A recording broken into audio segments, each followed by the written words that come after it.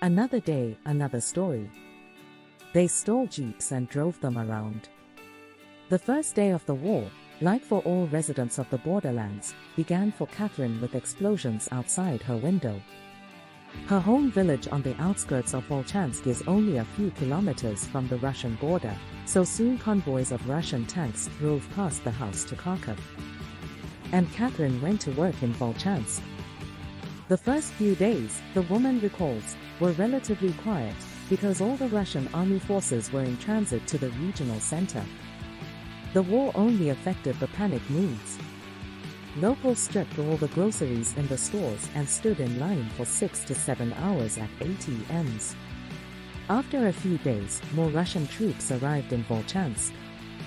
Checkpoints were set up in the villages, where they were usually guarded by mobilized people from the DPR and LPR, whom the locals nicknamed Republicans because they were from unrecognized republics. Later, when Ukrainian troops took Stary Saltov, the checkpoints were removed, and helicopters from the Russian Federation began circling the positions instead. The Russian military occupied the police station, the premises of the State Emergency Service, the House of Culture, and the border detachment. At first there were not so many of them, then reinforcements came. The first thing they did was to go through the large farms, squeeze the jeeps and drive them around, recalls Katerina. At first it was difficult to find food in the city, but local entrepreneurs gradually established supplies from Kupiansk and Russia's Shebekino. From time to time propagandists stopped by with humanitarian aid to film the distribution on cameras, but this, according to Katerina, was done more for the picture than to meet people's real needs, because most people had food stocks, and then local entrepreneurs resumed trading.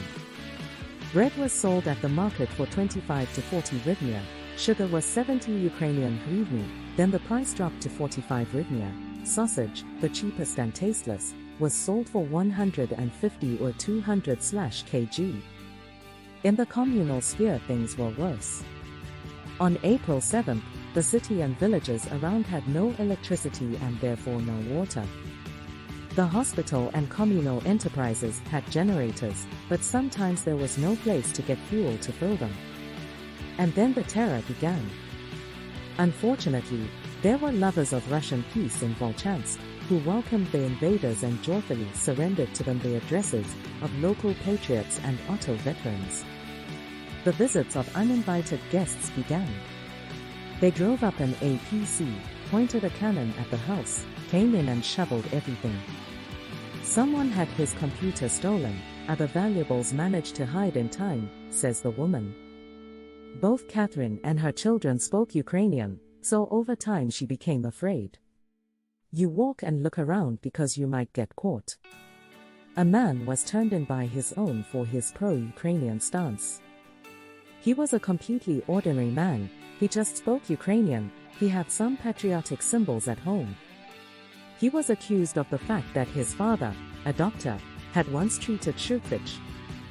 They kept him for a week, filmed a story for Russian television and released him, recalls Katerina. After this incident she made the decision to run away from home. Thanks for watching.